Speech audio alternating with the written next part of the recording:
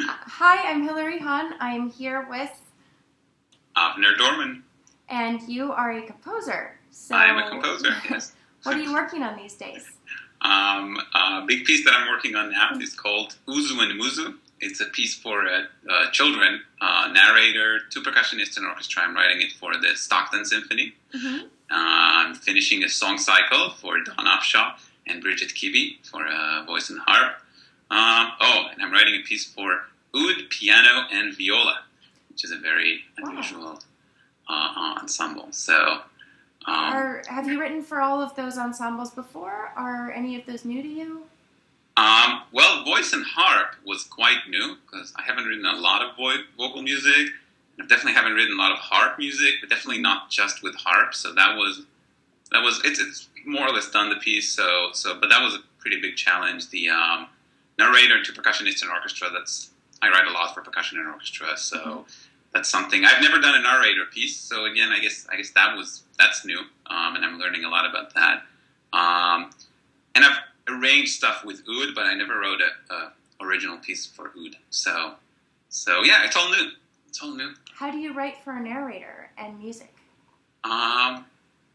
There's essentially the text. I had someone translate it from Hebrew. It's a classic Israeli children's book. It's a very beautiful book. And the text essentially is there, and then it's either the text is being said and then something happens in the music, or the music is happening and then the text is being said. So it's almost like writing vocal line, but I don't write the exact rhythm because the narrator is not a singer or a professional musician. So it has to be sort of like more or less something, and then there has to be like fermatas or repeated bars that the conductor. Essentially, it has to be in a way that the conductor can follow the text and not the other way around, because an actor doesn't know how music is symbolized. So. And I think when you sing something, the music can explain the rhythm, but if you're saying it, people would think, why is that person speaking funny? What's wrong with their rhythm? Why are they lingering on that syllable so long? Well, some composers write rhythm for a speech, but it's sort of like half speech, half singing. Yeah, I'm not the biggest fan of that myself either. So, and I also think for this piece, I really want it to be like originally I thought it would be done in Hebrew first because the book is in Hebrew, but it turned out that it's going to be done in English first. But I'm really looking to have it done in German and Spanish and Chinese and Japanese. Like it's it's a story about conflict resolution. And I think the moral of the story is sort of universal. So I don't want to, when you translate it to Japanese, already in English, everything is longer than in Hebrew. Like everything takes longer to say in English than in Hebrew. So you have to be, it's good that I have these two languages, one which is very expansive, English is very expansive, Hebrew is very concise. So I do this average, so it'll work. So I have some tricks that it can work in different languages because I have no idea how long things will take in Chinese, for example. So. Really? I don't know why you have no idea how long it takes in Chinese. My Chinese is rusty. So you're writing something based on a kid's story. Did you come to music as a kid? I came fairly late to music. I played the cello when I was like 9. That's already fairly late. And I only started playing piano when I was 11 or 12. And that was only because I wanted to play drums. And my dad would not he didn't want to have drums in the house. So he said, if you practice 2 years of piano, if you get really good at piano, we'll buy you the drums. And 2 years later, it was like... Did you get the drums? I was too good at piano. And I was playing these massive Beethoven sonatas 2 years later. And I couldn't think of moving now to drums. So he tricked me, and I could have been like a drummer. But I write a lot for drums, so... He motivated you, I guess, in a way that was really appealing because it worked. I really more seriously. I really, I got into music. I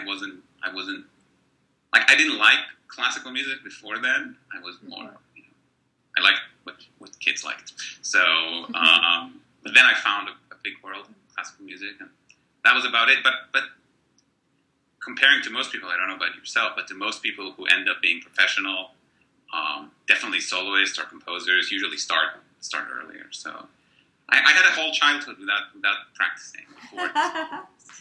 Well, how did you make the leap from piano then to composing? And do you still play piano? I still play the piano. I don't perform a lot.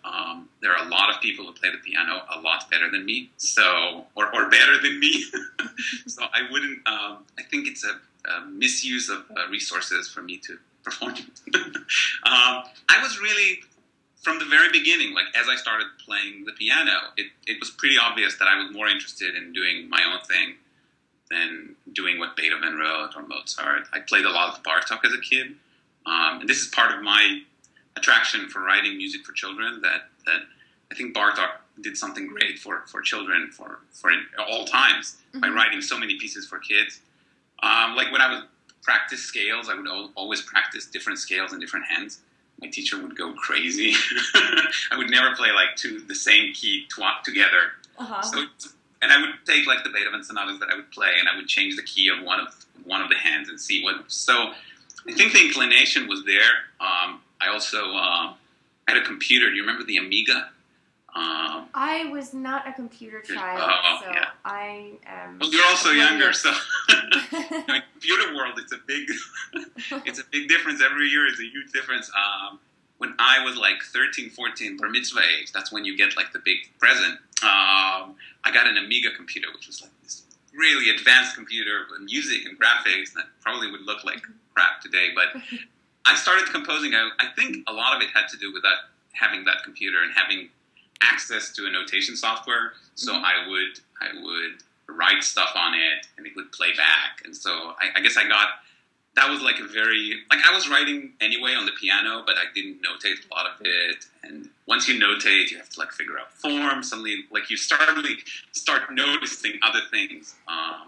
So I think that probably was a big element to that. The high school I went to was a musical high school, but it was like not for people who wanted to be great violinists. It was more for people, like a lot of it was jazz and improvisation oriented and rock oriented. And the reason I went there was it was the closest high school to where my parents lived, so I could walk with my eyes closed in the morning when I couldn't wake up. But it ended up being, they were very open about, I had this teacher there who would like analyze Boulez and Stockhausen with me, and Driessen. Like I knew all this repertoire when I was, he studied at Yale, if you can believe it, composition. And then he came back to Israel, taught at a high school, which is something that happens in Israel a lot. It's just a small country and everyone is very energetic. So he was like roommates with David Lang.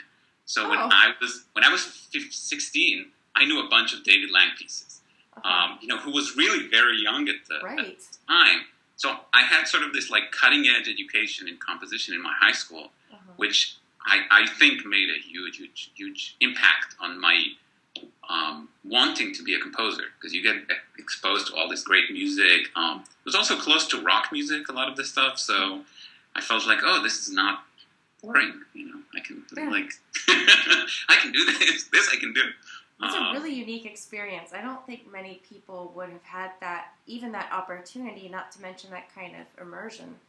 Right. I in retrospect, it's very strange, because you think, I grew up in a fairly small town, like not tiny, but now maybe it's a city, maybe 50,000 people, so it's not like, and it was a local school that a few people came out of it as professional musicians, but most people who went to this high school for music are, whatever they are, doctors, lawyers, like they do something normal.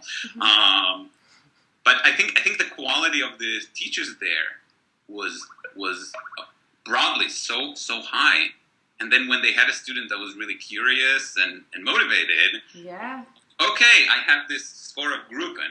Why don't you study this? And I didn't know that it's supposed to be hard. Right. I was the only one who cared about it. So I studied that. My dad is also a conductor, and he had a lot of scores at home. That's probably like he had, for example, the Turan Galila score, I remember. So again, I had studied that in high school. Yeah. So I came out of high school knowing, I probably didn't know like the traditional harmony as well. So I got back to that a lot of times, many times later. But I knew so much new music, and I was excited about it. So I think that was probably I think it's probably an unusual experience for anyone. Yeah, can you talk a little bit, you mentioned computers, which reminds me of the piece that you wrote for the project, which is called Memory Games. Can you talk a little bit about why you went in the direction you went with that piece? Like, what was the thing that made you think, this is what I want to write? Well, it's a little funny. So when we spoke first, you said you wanted an encore piece, and then you said, well, it would be great if I could play it alone after an orchestra concert, like after I play a concerto with a pianist in a recital. And I thought, well, wouldn't it be great if the piece was modular, that you could play it like with clarinet or with a violin? And right, but then I realized it's a piece for violin and piano, but then also it's nice to have it be transformable into other. Exactly. Exactly, that would be a piece for violin. Well, I thought of it very modular at the time. Mm-hmm. Right now, it's definitely a piece for violin and piano. Mm-hmm. There's a lot of violin and a lot of piano. At the moment, yes. And then I thought, it needs to be somehow easy enough for the other instrument, so you could play with a clarinetist in a random orchestra where you probably have like 2-3 days to prepare with that performer. So, because, we know that. You might even get to an orchestra the day before. I don't know how you work, but I've seen it a lot. Yeah. So it's not a lot of time for sure. So I thought, well, it needs to be some kind of Passacaglia, like a piece where the bass line or some line is repeated a lot of times. And I thought it would end up being simple, but as you know, it ended up being very complex. It's fun, though. Oh, that's my phone. Should we wait a second? We can wait a second, and I can run and get my power cord, and I will be right back, but I'll continue to record, so give me 1 second. Okay, I won't do anything funny. Okay.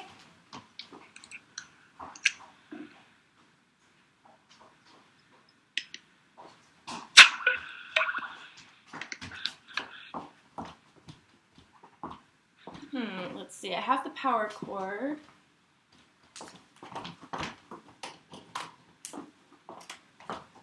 I'm going to move the computer just a little to reach the outlet.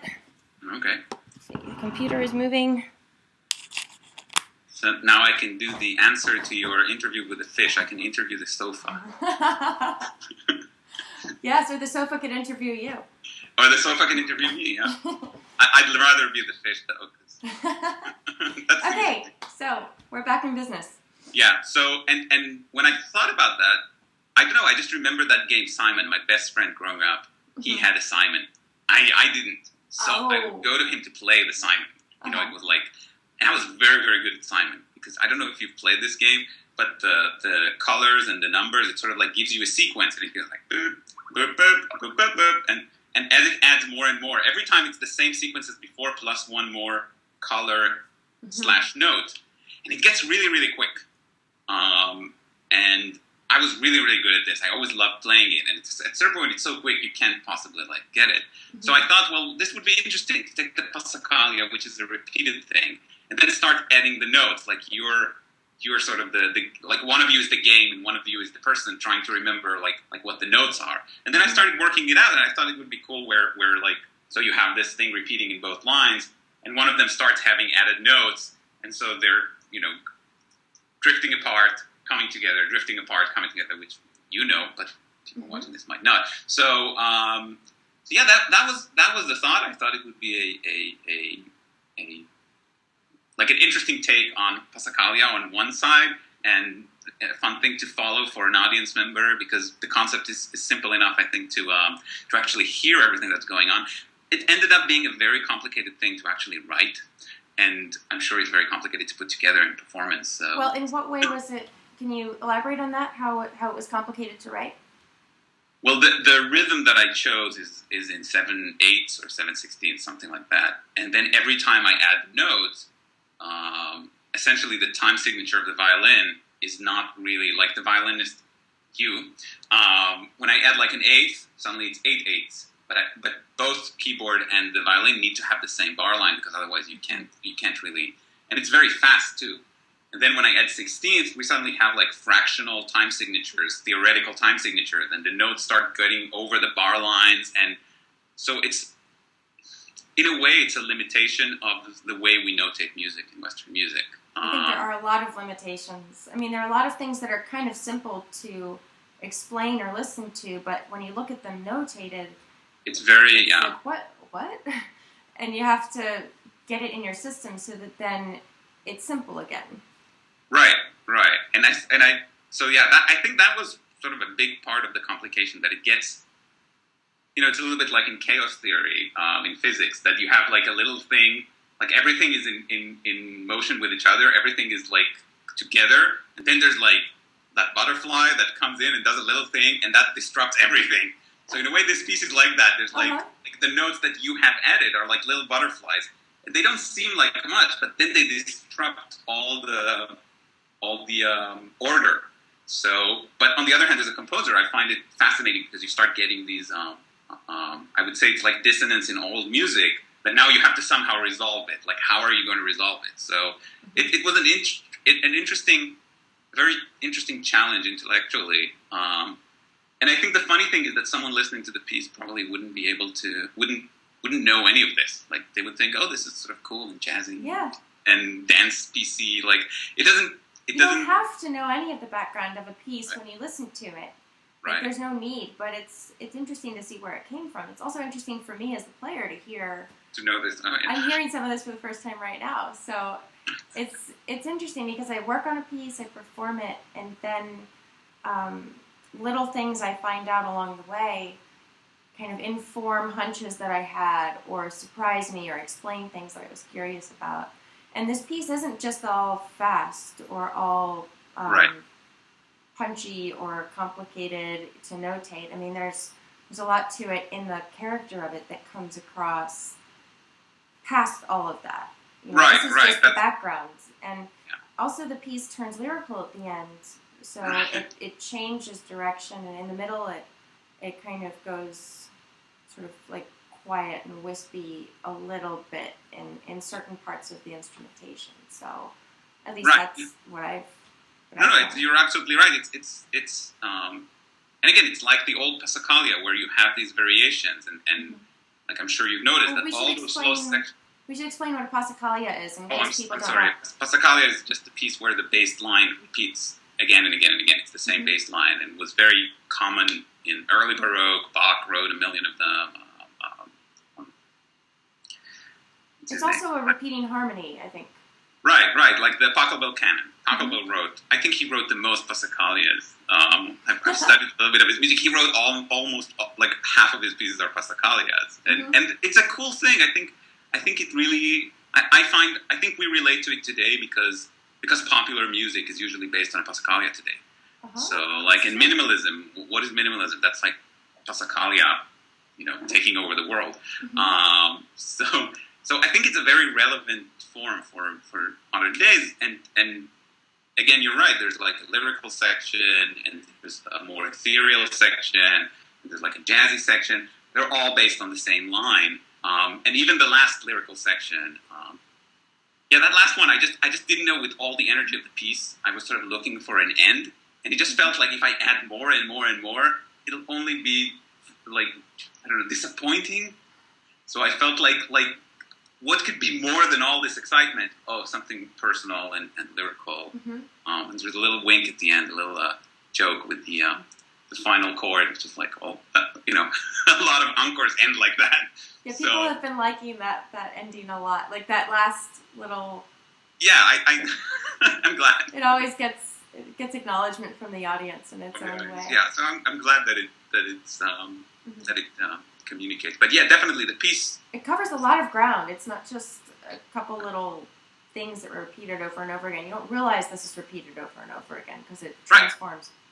Right. And I think if you listen, for example, for the great Passacaglia in C minor by Bach, the Organ Passacaglia, like someone who hasn't studied the piece would never guess that this is really the only thing that happens in the bass all the time. It's such a, so the Passacaglia is not limited in any. I wouldn't say that it's a limited form. I think it's actually a very a great form because you can do so much. Because you have something repeating all the time, you're free. The other voices, like you, that what frees me to give you all different types of techniques. And it was funny when we met, when I was still working on the piece, and you read through it. Very you like went through slowly. it so easily, and you were like, oh yeah, and I was like, oh my god, this piece is way too easy for you. Like this is. Then I started adding all the technical stuff. I was like, what? I'm like, what? I'm gonna give her. He's like that. She can read it. No, I really like how it's developed. And just the final question is, it's a short form. How was that for you? Was that comfortable? Was it a diversion from what you've been doing lately? You know, I actually, wow, that's a good question. I usually, it's a good question.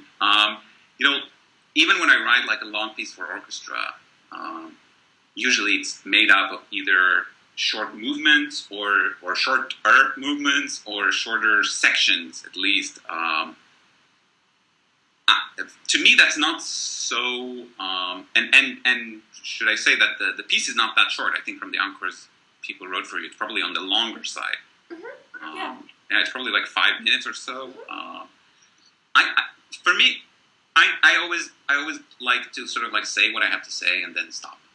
Mm-hmm. In music, in real life, I talk too much, but but in music, I think you know, if you have what you have to say, and also today with recordings and the way we listen to music, you know, I find a lot of times the romantic symphonies, the recapitulations is not completely needed. For example, for our day, I think in their day it was much more. So I actually like short forms. I actually like, even when I build a longer piece and everything is connected, using like shorter sections. Yeah, no, I think short has like if you say a lot in short, it's much better than saying a lot in long or saying a little in long. So yeah, I like writing short forms. Yeah, I was curious because it was something that a lot of people I talked to weren't so, well, they were familiar with writing various kinds of pieces, but it's usually when people write a short thing, it's like part of a set of short things, or, you know, everyone had their own approach. So I like this modular approach. Like, there's a lot to it to work with, and it can sort of develop over time as well. So, yeah, and I think for if someone is not used to writing short forms, I think it's a great exercise. Mm-hmm. Because, you know, it's like, yeah, now just say what you have to say. No introduction, no. It's like, okay, this is what I have, and that's it. So I think it's a fun thing to play too. Like, it's fun to play these shorter pieces, like whenever they were written. Just there are pieces throughout history that. Isn't it hard to play 13 of them in one concert? I would think. It is. Every piece has its own character, and I have to get into that no matter whether it's a short piece or a long piece. So it's a lot to keep track of mentally, like how to approach each and the sound that I want for each one. But each one just stands so separate for me. Like they don't blur together at all. Right, that's what I would think, that it's like playing like 5 different recitals or so. Kind of. I hadn't expected that. Like, I was thinking in terms of minutes. I wasn't thinking in terms of styles when I imagined it. And it's a big program, but it's been fun, and I'm playing them with Beethoven, Bach, and Sonatensatz by Brahms. So it kind of, I think everything informs everything else. So I've been enjoying it. I can't wait to hear all of them. Yeah. It's a long project, but it's been exciting. Well, thank you for doing it. The composing world needs projects like this. So thank you. Well, it's been a pleasure, and thanks for talking. Sure, it's been a pleasure. I'll see you around, and we'll be in touch, I'm sure. Mm-hmm. Okay. Bye. Bye-bye.